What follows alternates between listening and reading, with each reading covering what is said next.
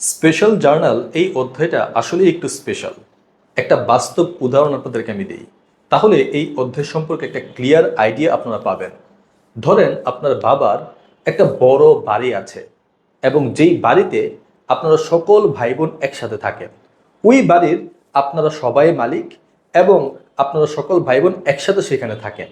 এখন আপনার বাবা চাইলেও আপনারা ধরেন 5 ভাই বোন, প্রত্যেক ভাই বোনের জন্য একটা স্পেশাল আলাদা আলাদা বাড়ি করে দিতে।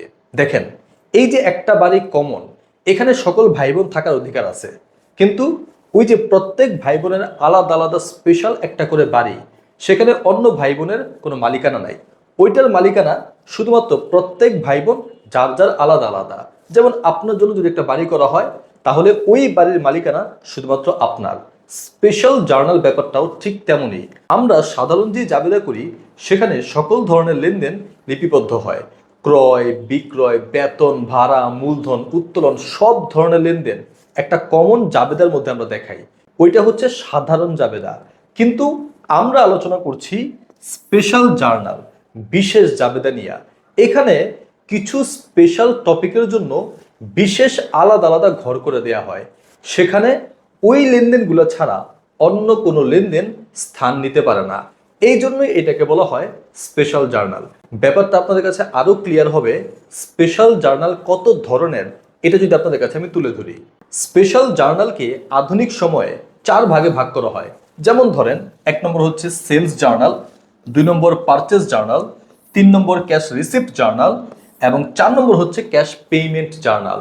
এই যে প্রথমে আমরা ধরলাম সেলস জার্নাল, এই সেলস জার্নালের যে বিশেষ ছক, বিশেষ ঘর, সেখানে শুধুমাত্র সেলস রিলেটেড লেনদেনগুলো যাবে, অন্য কোনো লেনদেন যাবে না।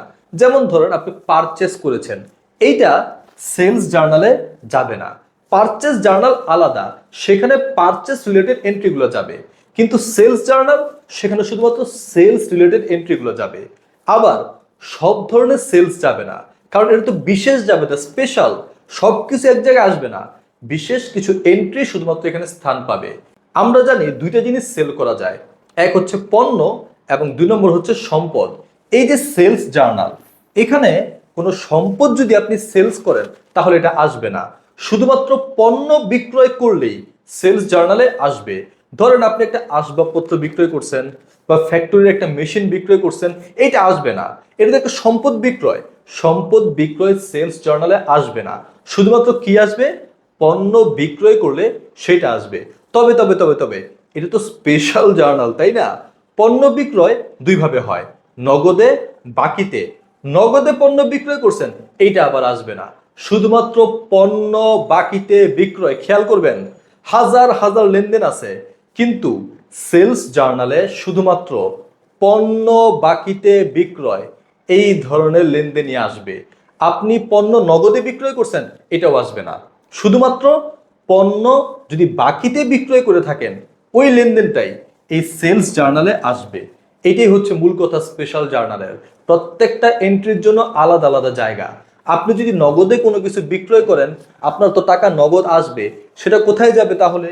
ওইটা যাবে ক্যাশ রিসিপ্ট জার্নালে। প্রত্যেকটা এন্ট্রির জন্য আলাদা আলাদা জায়গা আছে। যেমন ওই যে আপনার বাবা আপনার জন্য আলাদা একটা বাড়ি করে দিছে, ওইটার মালিকানা শুধুমাত্র আপনার। ঠিক তেমনি এই স্পেশাল জার্নাল এই অধ্যায়টাতেও প্রত্যেকটা এন্ট্রির জন্য আলাদা আলাদা জায়গা আছে। আশা করি প্রাথমিক এই তথ্যটা আপনাদের কাছে ক্লিয়ার, কেন স্পেশাল জার্নাল অধ্যায়টাকে স্পেশাল জার্নাল বলা হয়। এখন স্পেশাল জার্নালের যে 4 প্রকার, যেমনটা আমরা আলোচনা করেছি এখানে, এই 4 ধরনের টপিক থেকেই পরীক্ষায় অঙ্ক থাকে। আমরা প্রত্যেকটা টপিক নিয়ে বিস্তারিত আলোচনা করব। প্রথমেই আমরা আলোচনা শুরু করব সেলস জার্নাল দিয়ে। এই সেলস জার্নাল 2 ধরনের হয়। 1 নম্বর হচ্ছে পিরিয়ডিক সিস্টেম, 2 নম্বর হচ্ছে পারপাচুয়াল সিস্টেম। এই যে পিরিয়ডিক সিস্টেম শব্দটা, পারপাচুয়াল সিস্টেম শব্দটা আপনাদের কাছে কি পরিচিত মনে হচ্ছে না? আপনারা কি কিং ক্লাসেসের মার্চেন্ডাইজ অপারেশন এই অধ্যায়টা দেখছেন? সেখানে এই পিরিয়ডিক এবং পারপাচুয়াল সম্পর্কে বিস্তারিত আলোচনা করা হয়েছে। মানে ওই অধ্যায়টাই হচ্ছে পিরিয়ডিক এবং পারপাচুয়াল নিয়ে। ওই পিরিয়ডিক এবং পারপাচুয়াল টপিকটা আবার ফিরে আসছে কোথায়? এই স্পেশাল জার্নাল টপিকে। সুতরাং আপনার যদি পিরিয়ডিক এবং পারপাচুয়াল সম্পর্কে আইডিয়াই না থাকে, তাহলে এই অধ্যায়ে আপনার জন্য একটু সমস্যা হবে। তো আপনাকে বলবো প্রিন্সিপাল অফ অ্যাকাউন্টিং কেউ যদি করতে চায়, শুরুতেই তার জন্য উচিত হচ্ছে মার্চেন্ডাইজ ইনভেন্টরি এই অধ্যায়টা করা। এই অধ্যায়ের উপর একটা বিস্তারিত ভিডিও আমার আছে, আপনি ওই ক্লাসটা আগে দেখেন, সেই ক্লাসটা দেখার পরে তারপর আপনি এই অধ্যায়টা দেখেন। আমি অলরেডি ধরে নিলাম যে আপনি এই অধ্যায়টা দেখছেন, ক্লাসগুলো ভালো মতো আপনি করছেন এবং আপনি পিরিয়ডিক এবং পারপাচুয়াল বিস্তারিত ধারণা রাখেন। এখন যেমনটা বললাম, এই সেলস জার্নালের দুইটা টপিক, একটা হচ্ছে পিরিয়ডিক সিস্টেমে আর একটা হচ্ছে পারপাচুয়াল সিস্টেমে। দুই নিয়মেই আমরা সেলস জার্নাল শিখব। চলুন দেখা যাক। প্রথমত প্রশ্নের মধ্যে স্পষ্ট বলে দিতে পারে এটা পিরিয়ডিক সিস্টেম অথবা পারপাচুয়াল সিস্টেম। আর যদি প্রশ্নের মধ্যে স্পষ্ট বলে না দেয়, তাহলে একটা সিস্টেম আছে বোঝার জন্য এটা কি পিরিয়ডিক নাকি পারপাচুয়াল। আপনারা আশা করি অলরেডি ওই যে মার্চেন্ডাইজ ইনভেন্টরি যে অধ্যায়ের ক্লাস সেটা দেখেছেন, এবং মার্চেন্ডাইজ ইনভেন্টরির যে টপিকগুলা পিরিয়ডিক পারপাচুয়াল বিস্তারিত ধারণা আপনাদের আছে। যদি না থাকে এই অধ্যায়টা বুঝতে সমস্যা হবে। আমি ধরে নিচ্ছি পিরিয়ডিক, পারপাচুয়াল এবং মার্চেন্ডাইজ ইনভেন্টরি অধ্যায়টার বিস্তারিত ধারণা আপনাদের আছে। না থাকলে এখনই ক্লাসটা আপনারা দেখে নেন। এখন যদি প্রশ্নের মধ্যে পিরিয়ডিক বা পারপাচুয়াল এই কথাটা বলা না থাকে, তাহলে আমি কিভাবে বুঝবো এটা কি পিরিয়ডিক করতে হবে নাকি পারপাচুয়াল করতে হবে? সিম্পল একটা টেকনিক, যদি প্রশ্নের মধ্যে বিক্রয় মূল্য এবং ক্রয় মূল্য দুইটাই দেওয়া থাকে, তাহলে ধরতে হবে এটা পারপাচুয়াল সিস্টেম। আর যদি ক্রয় মূল্য দেওয়া না থাকে, শুধুমাত্র বিক্রয় মূল্য দেওয়া থাকে, তাহলে এটা বুঝতে হবে পিরিয়ডিক ইনভেন্টরি সিস্টেম। আমরা যদি খেয়াল করে দেখি, এখানে একটা প্রশ্ন দেওয়া আছে এবং প্রশ্নের মধ্যে বলছে জুনের যে 4 তারিখে সোল্ড বিক্রয় করা হয়েছে কার কাছে? রামের কাছে। কত টাকার? 3000 টাকার পণ্য।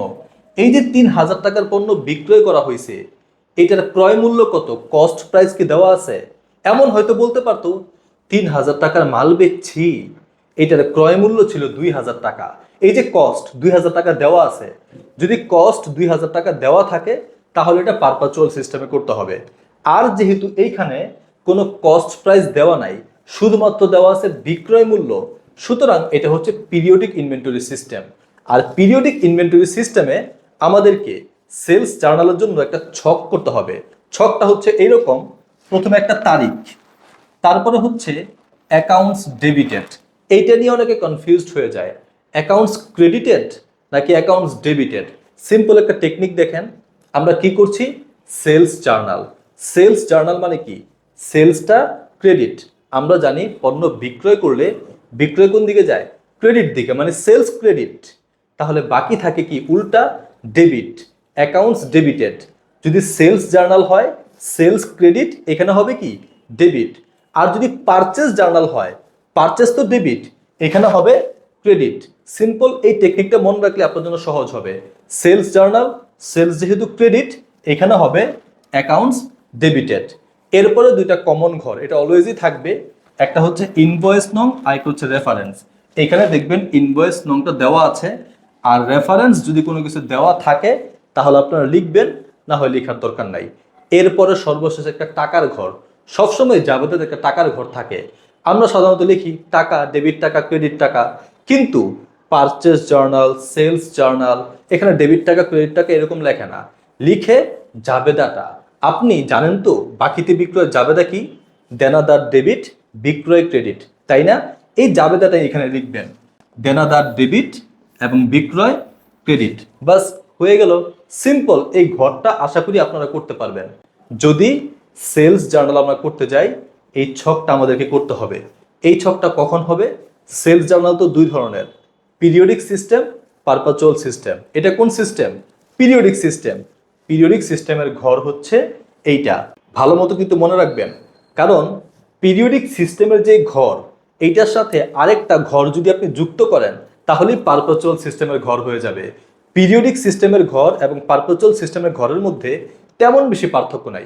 এই ছকের সাথে যদি একটা মাত্র ঘর যুক্ত করেন, তাহলে এটা কিসের রূপ নিবে? পারপাচুয়াল রূপ নিবে।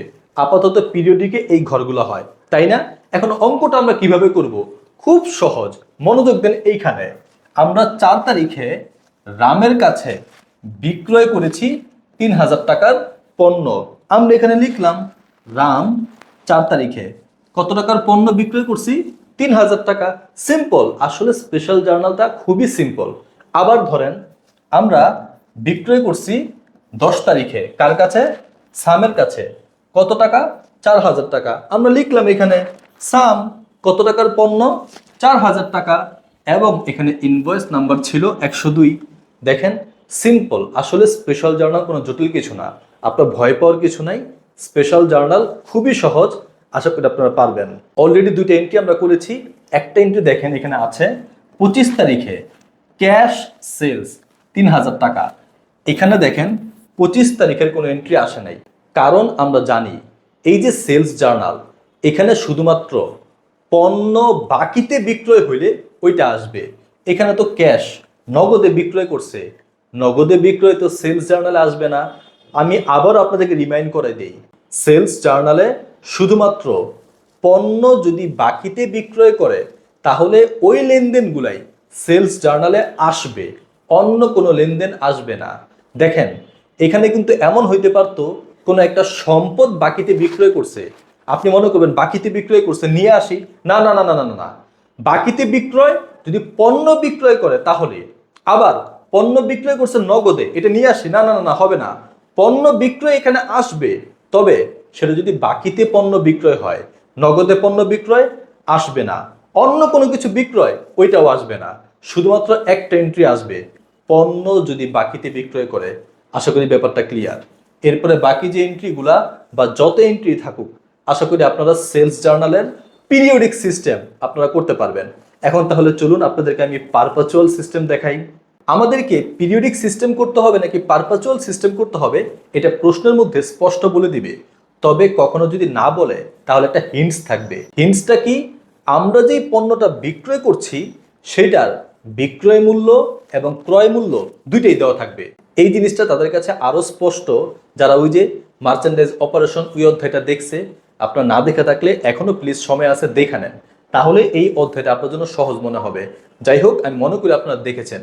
এখন একটু আগে আমরা একটা অঙ্ক করছি, সেখানে পিরিয়ডিক সিস্টেম ছিল, সেখানে প্রশ্নে বলে নাই পিরিয়ডিক বা পারপাচুয়াল, কিন্তু প্রশ্নের মধ্যে শুধুমাত্র বিক্রয় মূল্য দেওয়া ছিল, কোনো ক্রয় মূল্য দেওয়া ছিল না।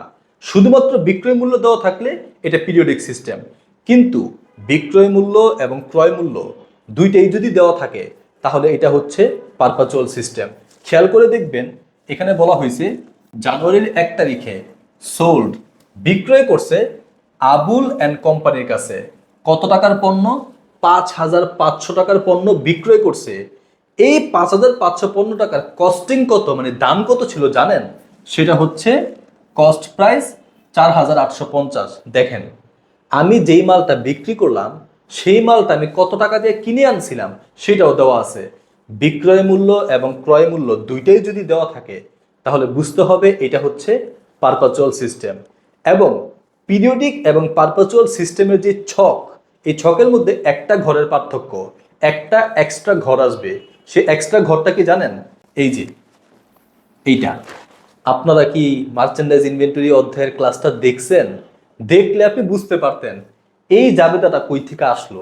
আমি আপনাদেরকে অনুরোধ করি আপনারা ক্লাসটা দেখেন, তাহলে বুঝতে পারবেন এই জাবেদাটা কই থেকে আসলো। আমি আর এইখানে বিস্তারিত বললাম না, ক্লাসটা আপনারা দেখেন।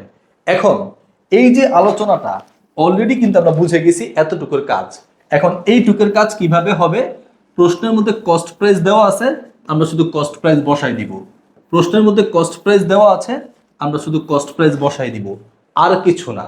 সিম্পল। আমি আবারও বলি ওই অধ্যায়টা মার্চেন্ডাইজ ইনভেন্টরি অধ্যায়টা দেখেন, তাহলে আপনার কাছে ব্যাপারটা সহজ হবে। মার্চেন্ডাইজ ইনভেন্টরি এই অধ্যায়ের সাথে স্পেশাল জার্নাল এই অধ্যায়টা রিলেট করে, আবার আরেকটা অধ্যায় আছে অ্যাকাউন্টিং প্রসেস, ওই অধ্যায়টাও রিলেট করে। সুতরাং মার্চেন্ডাইজ অধ্যায়টা ভালো মতো না জানলে এই দুইটা অধ্যায় করতে আপনার জন্য সমস্যা হবে। আজকে আমরা আলোচনা করলাম সেলস জার্নাল নিয়ে, সামনে আমরা বাকি যে অ্যাক্টিভিটিগুলো আছে সেগুলো নিয়ে আলোচনা করব। Till then take care. আসসালামু আলাইকুম ওয়া রাহমাতুল্লাহ।